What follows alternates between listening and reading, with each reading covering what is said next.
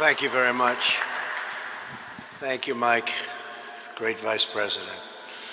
I'm truly honored to be here at the very first White House Conference on American History, so important. Our mission is to defend the legacy of America's founding, the virtue of America's heroes, and the nobility of the American character. We must clear away the twisted web of lies in our schools and classrooms and teach our children the magnificent truth about our country. We want our sons and daughters to know that they are the citizens of the most exceptional nation in the history of the world.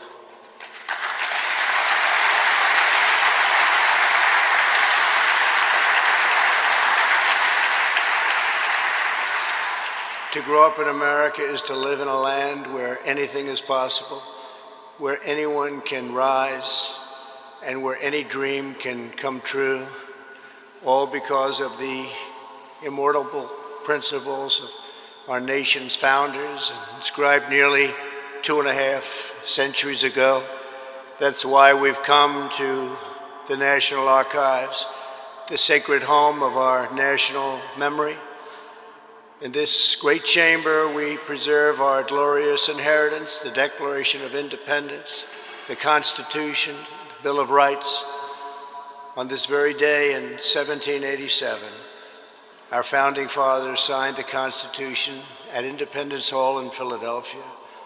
It was the fulfillment of 1,000 years of Western civilization. Our Constitution was the product of centuries of tradition, wisdom, and experience.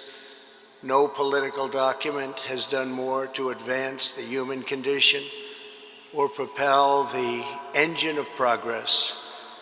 Yet as we gather this afternoon, a radical movement is attempting to demolish this treasured and precious inheritance. We can't let that happen.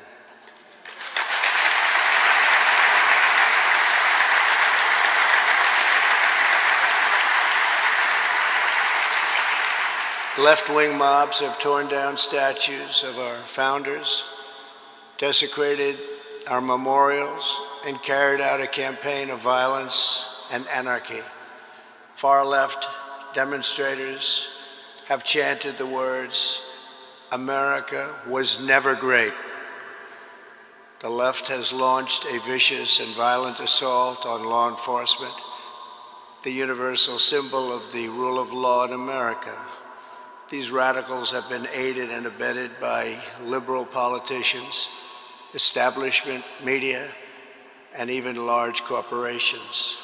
Whether it is the mob on the street or the cancel culture in the boardroom, the goal is the same: to silence dissent, to scare you out of speaking the truth, and to bully Americans into abandoning their values, their heritage, and their very way of life.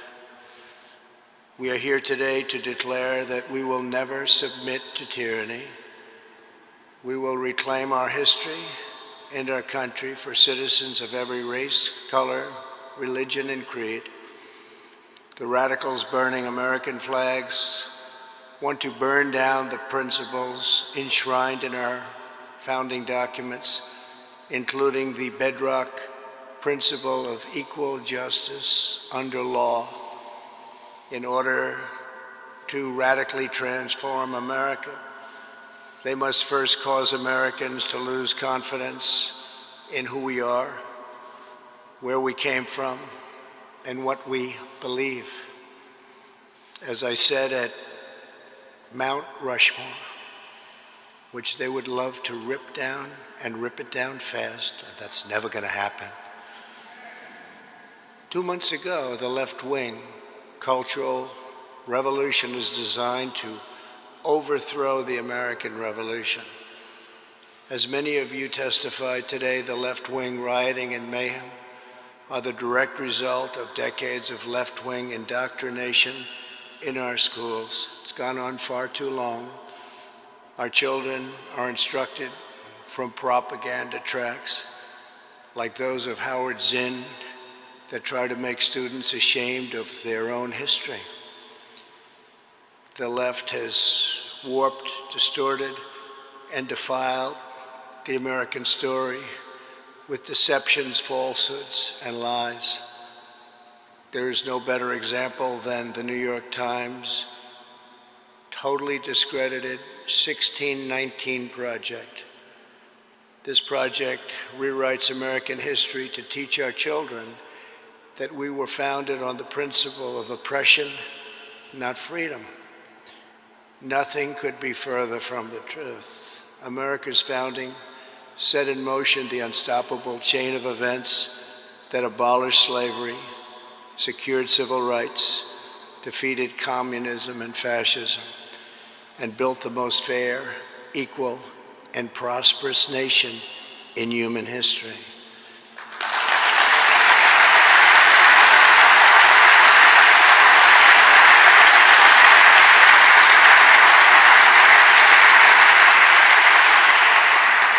The narratives about America being pushed by the far left and being chanted in the streets bear a striking resemblance to the anti-American propaganda of our adversaries, because both groups want to see America weakened, derided, and totally diminished.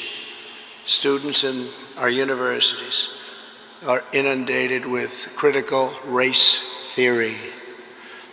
This is a Marxist doctrine, holding that America is a wicked and racist nation, that even young children are complicit in oppression, and that our entire society must be radically transformed. Critical race theory is being forced into our children's schools. It's being imposed into workplace trainings, and it's being deployed to rip apart friends, neighbors, and families. A perfect example of critical race theory was recently published by the Smithsonian Institution. This document alleged that concepts such as hard work, rational thinking, and the nuclear family and belief in God were not values that unite all Americans, but were instead aspects of whiteness. This is offensive and outrageous to Americans of every ethnicity, and it's especially harmful to children of minority backgrounds who should be uplifted, not disparaged. Teaching this horrible doctrine to our children is a form of child abuse in the truest sense of those words. For many years now, the radicals have mistaken Americans' silence for weakness, but they're wrong. There is no more powerful force than a parent's love for their children, and patriotic moms and dads are going to demand that their children are no longer fed hateful lies about this country. American parents are not going to accept indoctrination in our schools, cancel culture in our work, or the repression of traditional faith, culture, and values in the public square. Not anymore.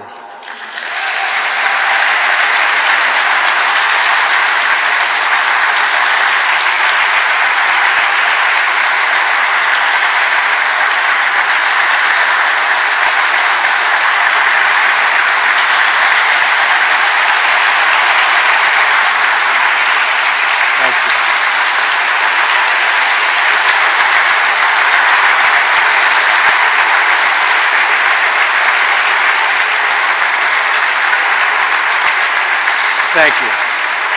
Thank you very much. We embrace the vision of Martin Luther King, where children are not judged by the color of their skin, but by the content of their character. The left is attempting to destroy that beautiful vision and divide Americans by race in the service of political power.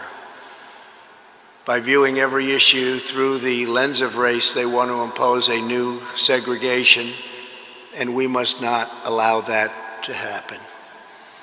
Critical race theory, the 1619 Project, and the crusade against American history is toxic propaganda, ideological poison that, if not removed, will dissolve the civic bonds that tie us together, will destroy our country.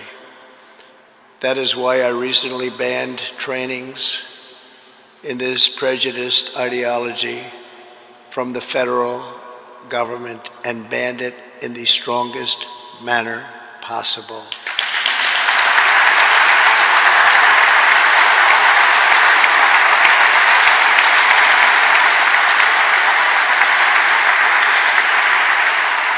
The only path to national unity is through our shared identity as Americans. That is why it is so urgent that we finally restore patriotic education to our schools. Under our leadership, the National Endowment for the Humanities has awarded a grant to support the development of a pro-American curriculum that celebrates the truth about our nation's great history.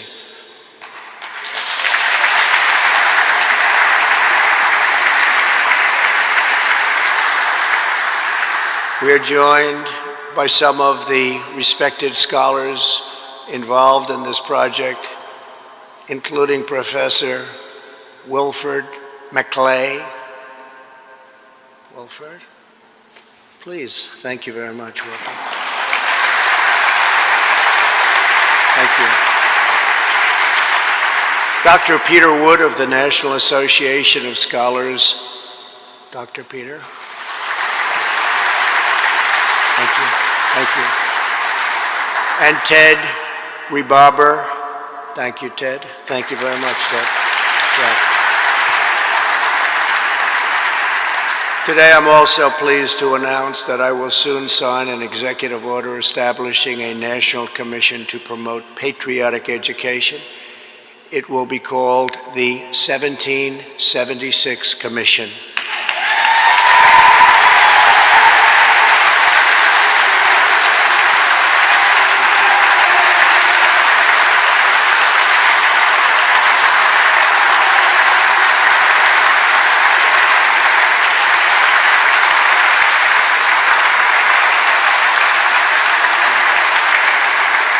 Thank you. It will encourage our educators to teach our children about the miracle of American history and make plans to honor the 250th anniversary of our founding. Think of that, 250 years.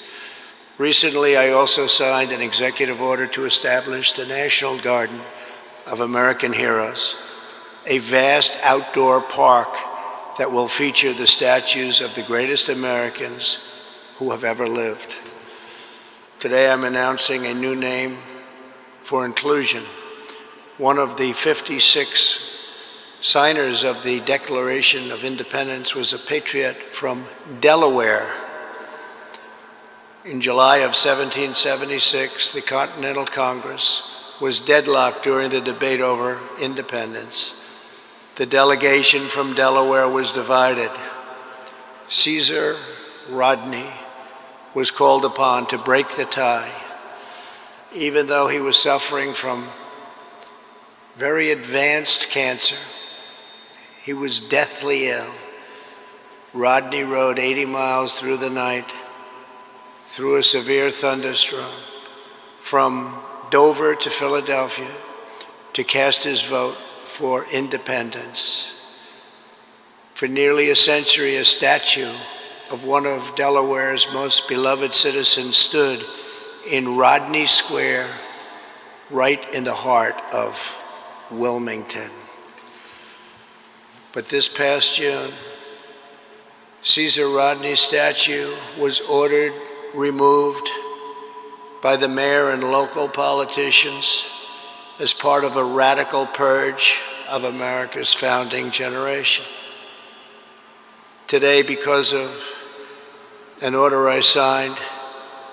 If you demolish a statue without permission, you immediately get 10 years in prison.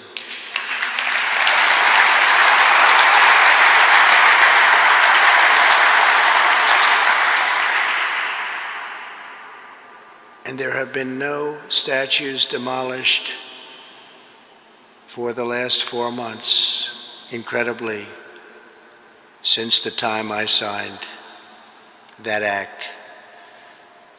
Joe Biden said nothing as to his home state's history and the fact that it was dismantled and dismembered and a founding father statue was removed. Today, America will give this founding father, this very brave man who was so horribly treated, the place of honor he deserves. I'm announcing that the statue of Caesar Rodney will be added to the National Garden of American Heroes.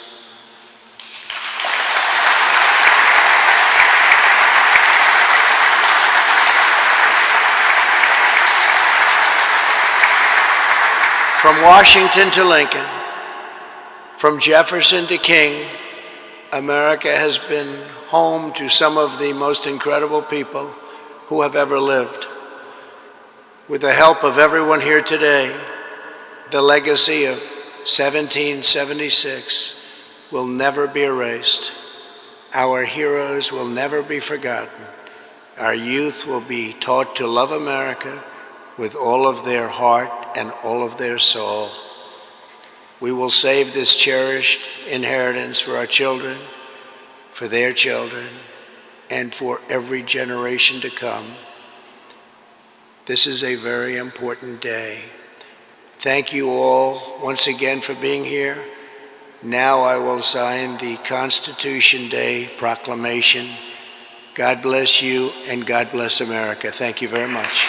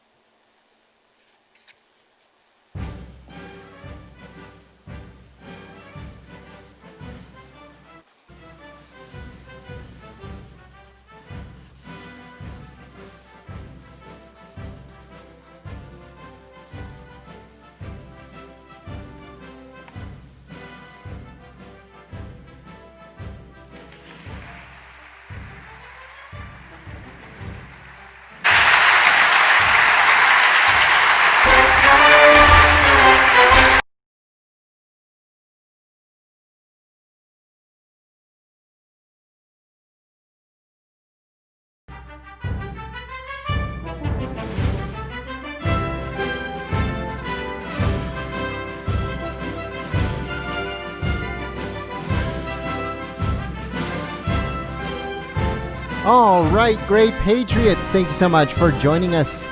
All right, great Patriots, thank you so much for joining us here at Golden State Times. We hope that you guys enjoyed our coverage of President Trump delivering his speech on American history from the National Archive Museum in Washington, D.C. If you're new to the channel, we encourage you to subscribe and click that bell. We welcome you, and we also welcome you to the underground, because we are not the mainstream media. We do not want to be the mainstream media, and we are not the mainstream media's friend. We are not on the same side as the mainstream media, because they want to slander and make everything that the President Trump does look bad. What we do here at Golden State Times is we show you raw footage of everything that is going on at the White House, in Congress, and anything that has to do with politics. Don't forget, President Trump has a rally later on today, 6 p.m. Pacific, 9 p.m. Eastern, from Wisconsin. So make sure you guys join us live here at Golden State Times for full coverage of President Trump's rally in Wisconsin coming later on today, live here at Golden State Times. Make sure you follow us on Twitter at Gold State Times for the link to that live stream. And it should also be coming up on your screen, and I'll pin it to the top of the comments below. Let us know what you guys think about the president's speech. Sound off in the comments below. Give your comments, your suggestions, your thoughts in the comment section below. Sound off. And we hope that you guys click the thumbs up button and you share this video on social media. Thank you so much, folks, and we will see you very soon. Peace.